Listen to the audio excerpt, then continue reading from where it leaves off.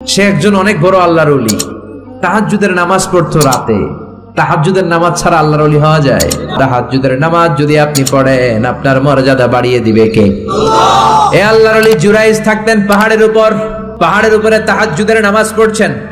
In the mean time ওনার মা ওনাকে ডেকেছে, ইয়া জুরাইজ আশিবনি ময়া, পানি খাওয়া। জুরাইজ মনে মনে ভাবে, হায় হায়, নামাজের মধ্যে দাঁড়ালাম, এখনই মায়ের তৃষ্ণা লাগলো, কি করব? মায়ের ডাকে সাড়া দেব নাকি নামাজ চালিয়ে যাব? জুরাইজ মনে মনে ভাবে, কিছুক্ষণ পরে যে মাকে পানি খাওয়াবো, আগে নামাজটা পড়ি। কিছু সময় পর তার মা আবার ডাক দিল, ইয়া জুরাইজ। জুরাইজ আবার বিপদে পড়ে যায়, হায় হায়, কি করব? নামাজ পড়বো নাকি মারে পানি খাওয়াবো? আবার সিদ্ধান্ত নিল, না না, নামাজটা শেষ করে যাব। তিনবার ডাকার পরে জুরাইজ নামাজের কারণে মায়ের ডাকে সাড়া দেয় নাই। মায়ের মনের মধ্যে দুঃখ লেগেছে, মা তার মনে কষ্ট পেয়েছে। মুহূর্তের মধ্যে মা দুইটা হাত তুলে আল্লাহর কাছে বদদোয়া দিয়েছে। কবুল করে নিয়েছে কে? আল্লাহ। ওই যে বলছি, মায়ের দোয়াও কবুল, বদদোয়াও। এটা কি মুফাসসিরে কোরআন নাকি হাফেজ না মাওলানা না আল্লাহর ওলি, ইট ডাজন্ট ম্যাটার। ওইটা কোনো বিষয় না। দোয়া করলেও কবুল, বদদোয়া তো কবুল। চিল্লা এখন ঠিক কি না? উনি দোয়া করলেন, আল্লাহুম্মা লা তুমিথু ইল্লা আন তুরিয়াহুল মুমিসাত। ও আল্লাহ, তিনবার ডাকলাম, পানি খাওয়ালো না, আমার মনে বড় দুঃখ লেগেছে। আল্লাহুম্মা লা তুমিথু ইল্লা আন তুরিয়াহুল মুমিসাত, আমি বদদোয়া দিলাম, বেশ্যা নারীর ফিতনায় না ফেলে জুরাইজকে মরণ দিও না। কবুল করে নিল কে? আল্লাহ। মা দোয়া করছে, আল্লাহ, আমার ছেলেরে তুমি বেশ্যা নারীর ফিতনায় ফেলে দিও। ঠিক তার 3 দিন পরে এক বেশ্যা নারী এসে তার দরজায় নক করতে শুরু করছে। তাহাজ্জুদের নামাজের পর জুরাইজ দরজা খুলে দেখে এক বেশ্যা নারী। বেশ্যা নারী বলে, দেখো আমি কত সুন্দরী, অনন্যা, সুস্নিগ্ধা, প্রিয়ংবদা, সুহাসিনী, সুকেশিনী, সুভাষিনী, অসূর্যম পশা, কাক পক্ষীও টের পাবে না, কেউ জানবে না তুমি আমার সাথে অপকর্ম করো। আল্লাহর ওলি জুরাইজ বলে, খবরদার, ওয়াল আয়াযু বিল্লাহ, আমি একজনকে ভয় পাই, তিনি কে? আল্লাহরে যারা ভয় পায় তাদের দ্বারা এই কাজ করা সম্ভব না, দূর হয়ে যা। আল্লাহর ওলি জুরাইজের সাথে সুবিধা করতে না পেরে বেশ্যা পাহাড় থেকে নেমে যায়। নেমে দেখে পাহাড়ের নিচে রাখাল শোয়া। রাখাল ঘুম থেকে উঠিয়ে বেশ্যা বলে, আমি কত সুন্দরী দেখো। রাখাল মনে মনে কয়, পাইছি তোরে। রাখাল আর বেশ্যা মিলে অপকর্ম করে জিনায় লিপ্ত হয়ে যায়। গভীর রাতে দুইজন জিনা অপকর্ম করে, ব্যভিচার করে। আর ব্যভিচারের ফসল হিসেবে ওই বেশ্যা নারীর পেটের ভিতরে কিছুদিনের মধ্যেই সন্তান দিয়ে দেয় কে? দিন গড়িয়ে রাত আসে, মাস যে বছর আসে। 3 মাস যাওয়ার পর বেশ্যা নারীর পেটটারে উঁচা করে দিছে কে? এবার এলাকার লোকেরা ধরেছে, তুই তো বিয়ে করস নাই, পেটে বাচ্চা আসলো কেমনে? You didn't get married, so from where did you get the baby? তোমার বিয়ে হয় নাই, তোমার হাজবেন্ড নাই, তোমার পেটে বাচ্চা আসলো কেমনে? বেশ্যা বলে, আমার পেটের বাচ্চার বাবা হচ্ছে ওই আল্লাহর ওলি জুরাইজ। জুরাইজ আমার সাথে অপকর্ম করেছে রাতের আধারে, কেউ দেখে নাই। সবাই মিলে জুরাইজ রে ধরো, এটা ভণ্ড। কথাটা হাসানা মিসা? কত পার্সেন্ট মিসা? সবাই কয়, হায় হায়, এতদিন ভাবতাম আল্লাহর ওলি, এখন দেই ভণ্ড। দিনের বেলা তুমি জুব্বা পরো, তোমার কাছে পানি পড়ার জন্য যাই, আর রাতের বেলা অপকর্ম। আজকে তোর ভণ্ডামি ছুটামু। উপর মে পাক সাফ, আন্দার মে খালাত মালাত। উপর দিয়া তুমি অনেক ভালো জুরাইজ, ভিতরে তোমার এত গোলমাল। উপর দিয়া ফিটফাট, ভিতর দিয়া সদরঘাট। আজকে তোর সদরঘাট বের করুন। সবাই লাঠি ছোটা নিয়ে তার গির্জা ভাঙতে গিয়েছে। গির্জা ভেঙে মাটির সাথে মেসাকার। কলার ধরে টেনে হিচড়ে জামিনে নামানোর পরে জুরাইজ বলে, কি অপরাধ করলাম ওইটাই তো কইলি না, মারস কেন? কয়, তুই একটা ভণ্ড। তুই কি? জুরাইজ বলে, কি অপরাধ করেছি বলো? সবাই বলে, তুমি আল্লাহর ওলি সেজে বসে আছো, জুব্বা পড়ে ভাব ধরেছো, রাতের আধারে অপকর্ম করেছো। এই বেশ্যা নারীকে তুমি গর্ভবতী করেছো। এই বেশ্যা নারীর পেটের ভেতরে যে সন্তান, এইটার বাবা হইলি তুই জুরাইজ। জুরাইজ কয়, খাইছি, বিপদে বললাম, আমি তো চিনি নাই বেশ্যাকে। জুরাইজ বলল, ঠিক আছে, কি করবা?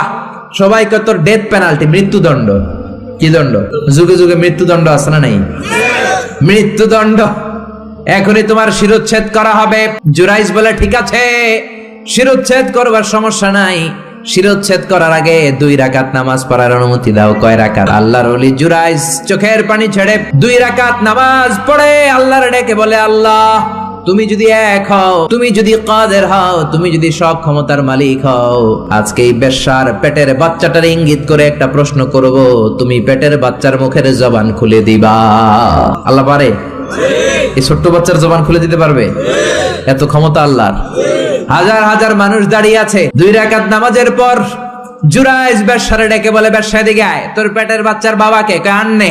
জুরাইজ কয়, সর্বনাশ, এবার বলে আরো কাছে আয়। কাছে আসার পরে বেশ্যার পেটের দিকে ইঙ্গিত করে পেটের বাচ্চারা ডেকে বলে উলমান হুয়া আবুক, তোমার বাবাকে বলো। সবাই হাসে, সবাই কয় পেটের বাচ্চা, 3 মাসের বাচ্চা, এটা তো মানুষই হয় না, এটা এখন রক্ত মাংসে ছোট্ট একটা গোশতের টুকরো, এটা কথা বলবে কেমনে?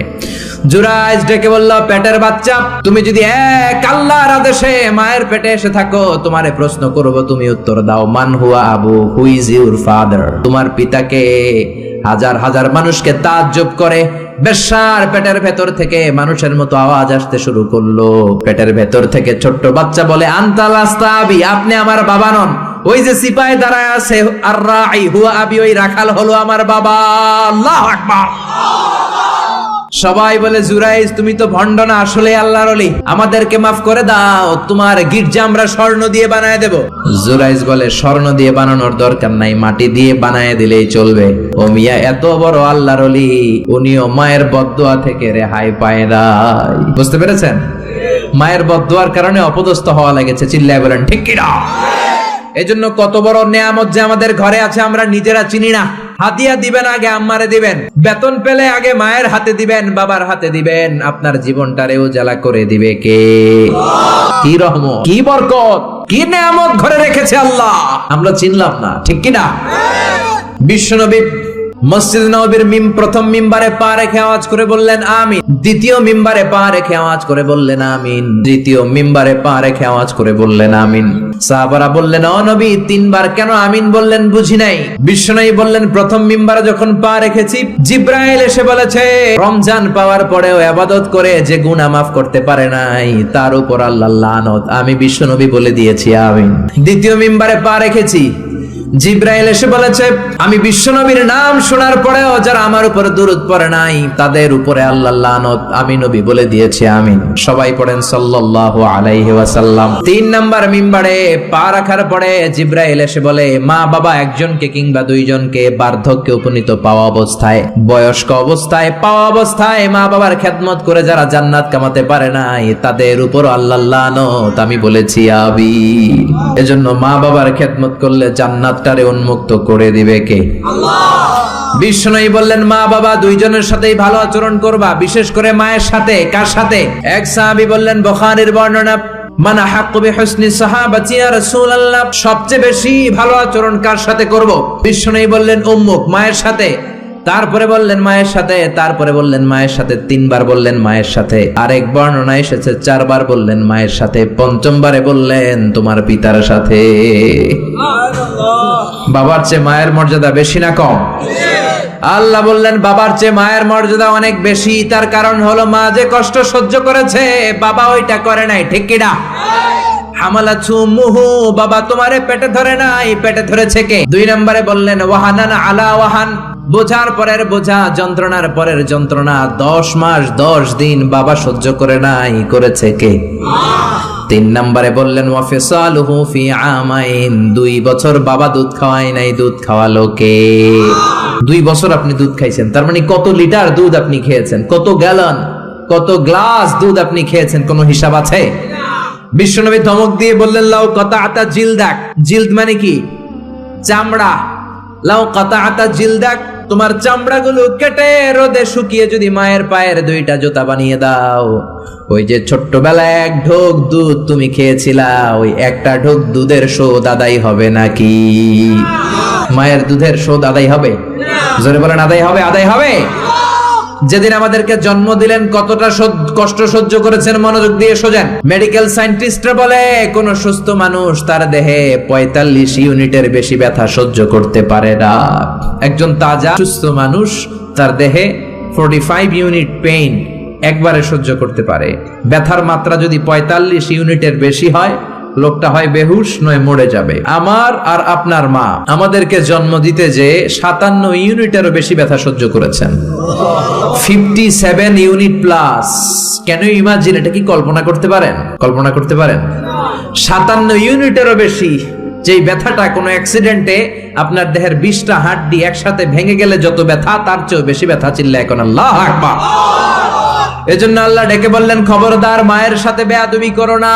মায়ের সাথে বেয়াদবি করলে তোমার কোনো আমল কাজে আসবে না। বিশ্বনবীর জলিল কদর সাহাবার নাম ছিল আলকামা। কি নাম? আরো জোরে বলেন, কি নাম?